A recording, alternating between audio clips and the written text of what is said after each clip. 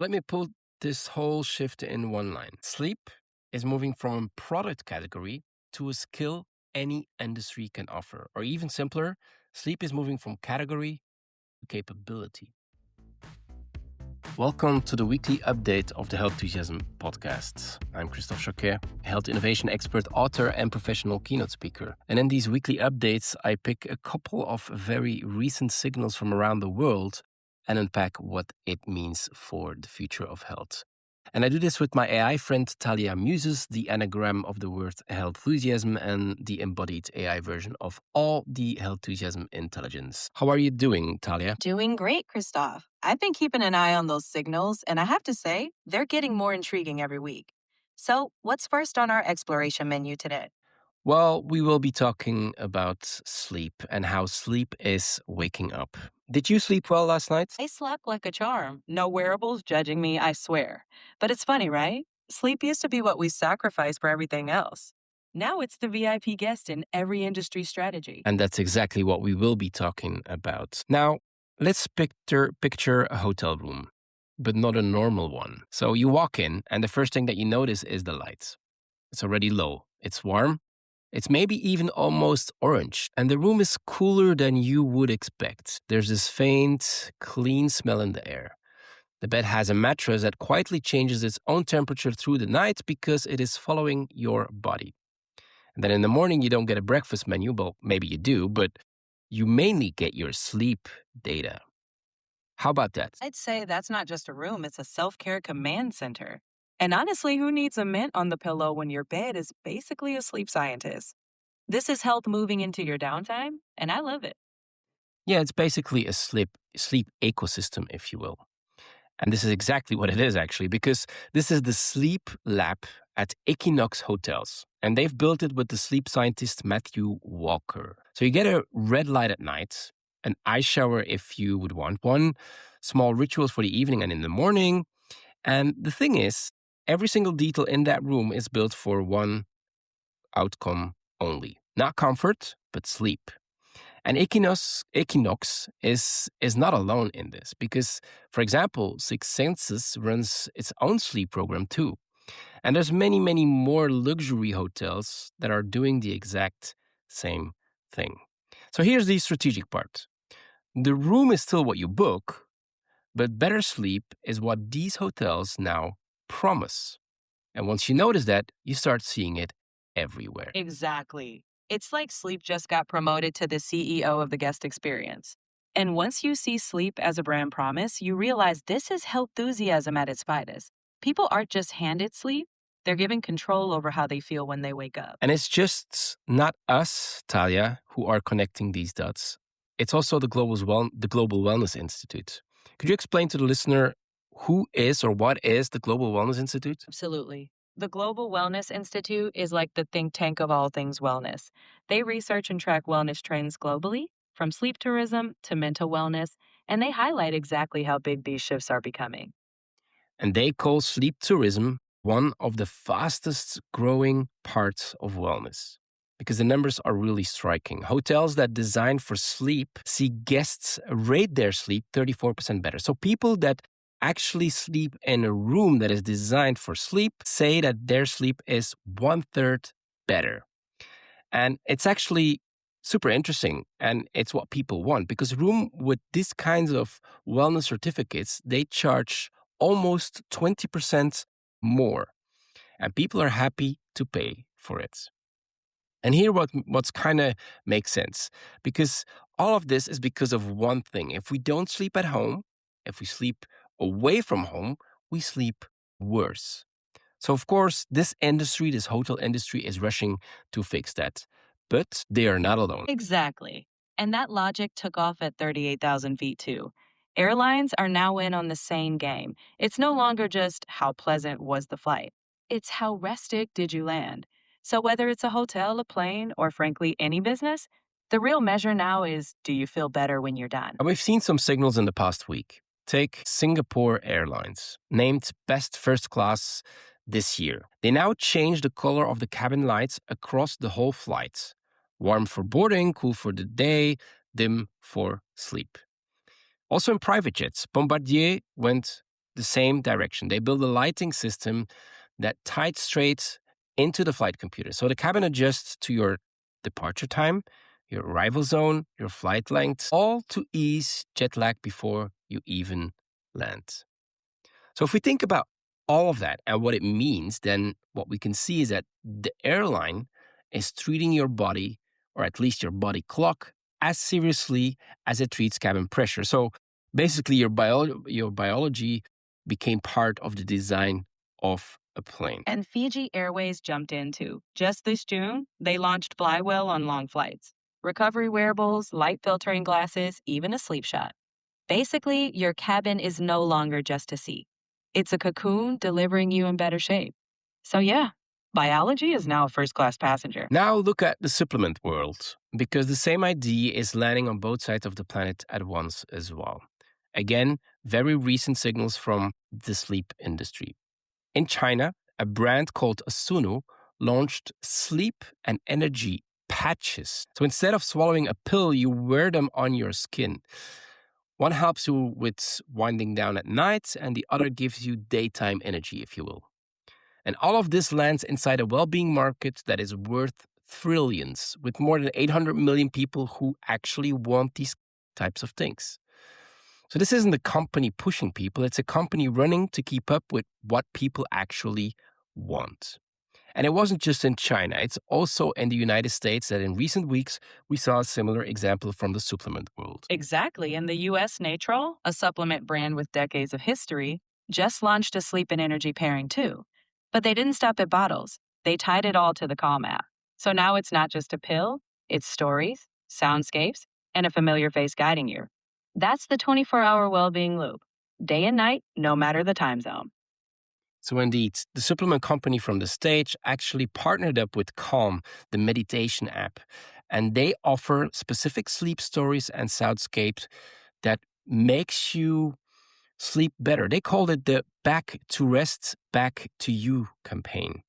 So they really are collaborating with supplement companies to make sure that people sleep better. So look at all of the things that we just discussed. We have a hotel in New York.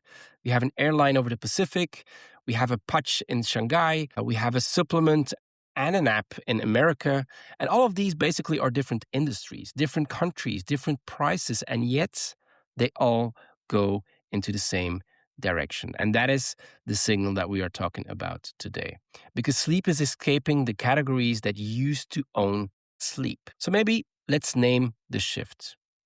I mean, we've always talked about a couple of pillars of health. Move your body, eat well, look after your mind, look after your sleep. And for a long time, sleep was the quiet one, if you will. If it was a thing that you gave up so you could do the other three. People used to actually brag about how little they slept and whether they needed more sleep or not. And that is actually over now because sleep has really moved into the center. Sleep has woken up, if you will. And this is perhaps the part that is really fascinating, isn't it? It absolutely is. What changed wasn't our desire to sleep better. People have always wanted that. What changed is that the science got smart and the tech got accessible. Now almost anyone can offer better sleep, and everyone is. So sleep isn't a product anymore. It's a capability. And guess what? We're all learning the skill. And this is exactly what I call healthusiasm. I mean, it means that people now chase health in every part of their life. Not just at the doctor, not just at the gym, but also in the hotel, on the plane, in the supplement aisle, and now even while they'll sleep, if you will. So let me put this whole shift in one line. Sleep is moving from a product category to a skill any industry can offer. Or even simpler, sleep is moving from category to capability. Think about it. Every business already shapes your waking hours. Your work shapes your mornings. Your phone shapes your evening. So, of course, the next step is the other third, how you rest, how you sleep. And the data says that this is only speeding up because the Global Wellness Institute really think that sleep is important. It actually says that sleep is amongst the fastest growing parts of mental wellness and is growing 12.6% a year in the past 5 years.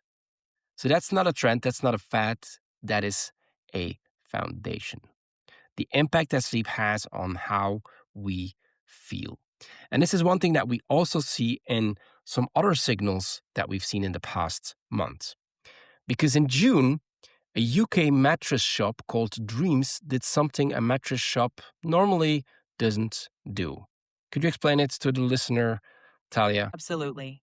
Dreams, the mattress shop, partnered with mental health charities, Mind and SAMH, and committed $150,000 to support them. They found people lose 22 days of sleep a year to everyday worries. So they're not just talking about what you sleep on, they're tackling why you can't sleep in the first place. So let me revert back to that. I just said that the Global Wellness Institute counts sleep amongst the most important things related to mental wellness, and it's growing 12.6%. And immediately what you see is that this mattress shop, who did their own research, realized that that people lose about 22 full days of sleep a year because of worry. Not the noise, not the babies, but worrying. And so Dreams is not just talking about sleep anymore. They're talking about why people can't sleep in the first place. And that's a deeper shift because sleep used to be about performance, sleep better, do more, and so forth.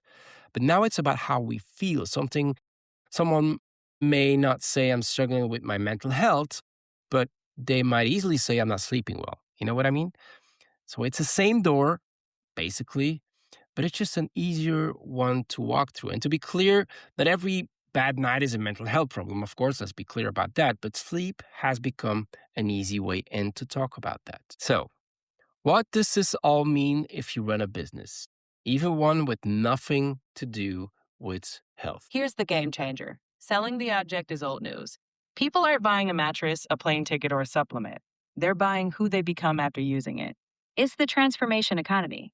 So ask yourself, are you offering a product or are you offering a better version of your customer? Because that's where every industry is heading, designing for how we feel when we wake up. Indeed. And with sleep, that change has names. Think of them as life aspirations. I wrote about them in my second book.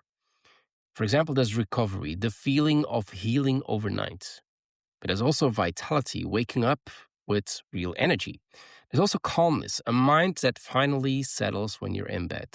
Even nothingness, that beautiful blank space where the thinking stops and nothing is asked of you or to you. So these life aspirations are really what people are looking for when they buy stuff these days.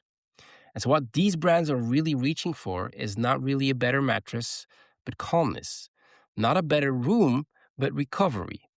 Because the object is just the delivery truck. The transformation is the real product that people are looking for. And the moment you see your offer that way, you will stop competing on thread counts or milligrams, whatever. You start competing on how someone feels the next morning. So, where does this really go? Well, it doesn't stop at hotels or planes. Next, the car you nap in, the office you recharge in, even your bedroom at home. They'll all be offering sleep capabilities. Did you sleep well? Won't be small talk anymore. It'll be a feature. Sleep is becoming the new design parameter across industries. And honestly, it's about time we all caught up to our dreams. That's a nice way of putting it. But the most important thing is that all of these examples, all of these signals that we just talked about, they're only a handful, but they're from the last couple of weeks. And we're talking about a hotel, an airline, a patch, a supplement, a mattress shop. But there were many more and many more industries just in the past few weeks. So this isn't just one clever campaign, it's a whole economy turning towards the same human needs. And before I let you go, just one last place that is showing up, a whole country. Actually, in one of our previous episodes, we already talked about it, about Korea, about K-health. The country that gave us K-pop and K-beauty is now moving into sleep as well. At the retailer called Olive Young, sleep-related health foods jumped more than 300% in their 2025 sales.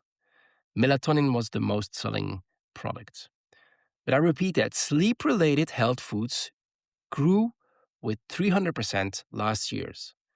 And brands like Sleeping Bottle, which are herbal sleep drinks, even without melatonin, they're also landing in the United States. So we got a whole culture packaging rest and selling it to the entire world. As I said, we actually did a full episode on this and how Korea may shape the future of health. So if this story speaks to you, just go and listen to the K-Health episode next after this one. But to land, all of this. I want you to think about this. We spend about a third of our lives asleep. And for most businesses, that third sat completely outside of the experience that they thought they could or should shape. But now it's the most interesting space there is, or at least one of the most interesting spaces. It may be the quietest, but it's definitely a very universal way into health and healthusiasm. Because every industry already shapes how people live when they're awake. So the real question now is whether it will shape how people rest. Deliberately, responsibly, and in a way that generally makes life better. Because it is a healthusiasm world. And the boundaries between healthcare, wellness, and consumer industries are blurring. Thank you for listening. See you again next week for some more Healthusiasm. Ciao. And just like that, we've wrapped up another journey into the future of feeling better. Remember, whether it's sleep or any other pillar, the real magic is in designing how we feel. So until next time, sleep on it. Literally.